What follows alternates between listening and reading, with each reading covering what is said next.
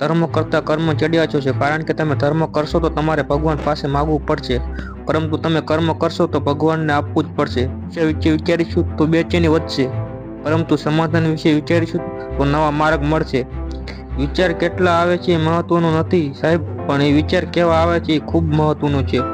જીવનનું કામકાજ પણ થોડું ઘણું ટ્રાફિક સિગ્નલ જેવું છે. લેફ્ટ જશો તો ઝડપી જવાશે, પરંતુ રાઈટ જવું પડશે તો તકલીફ તો પડશે.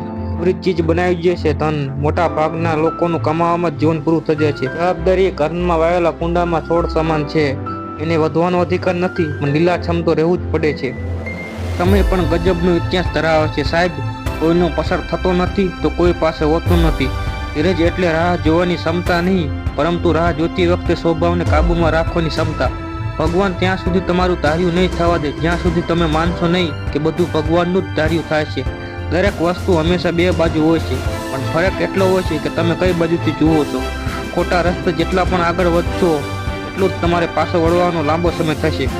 ઊંઘ આવે તો સૂઈ જવાનું, પરંતુ જાગ્યા ત્યાંથી એક ક્ષણ પણ ખોટી વેવ ઉઠવી નહીં. નામ બનાવવા માટે પહેલા કામ કરવું પડે છે. આજનું કામ આજે પતાવવાથી તમે એ લોકોથી આગળ નીકળી જશો જે લોકો કાલના ભરોસા પર બેઠા છે. ઈર્ષા કરવાથી જિંદગી નથી બદલાતી, સારા કામો કરવાથી બદલાય છે. ખરાબ માણસની સંગત કોલસા જેવી હોય છે, જે સળગતો હોય ત્યારે બાળે છે અને જ્યારે ઠંડો પડે ત્યારે હાથ કાળા કરે છે. કોઈના ખરાબ સમયમાં ક્યારેય હસવાની ભૂલ ન કરી, કારણ કે આ એ સમય છે સાહેબ જે ચહેરા બરોબર યાદ રાખે છે. ઈશ્વર કોઈને જુદા પાડતો જ નથી, આપણી હોશિયારી જ આપણને દરેકથી જુદા પાડે છે. કાં તો કમાવાની તાકાત હોય એટલું વાપરો, કાં તો વાપરવાની ઈચ્છા હોય એટલું કમાતા શીખો.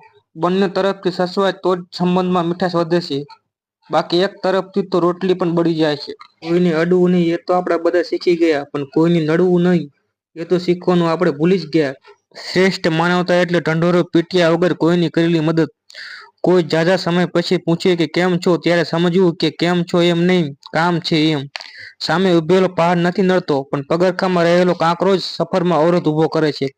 ગીતામાં કહ્યું છે કે તું નિરાશ ન થા, તારો સમય નબળો છે, તું નહીં.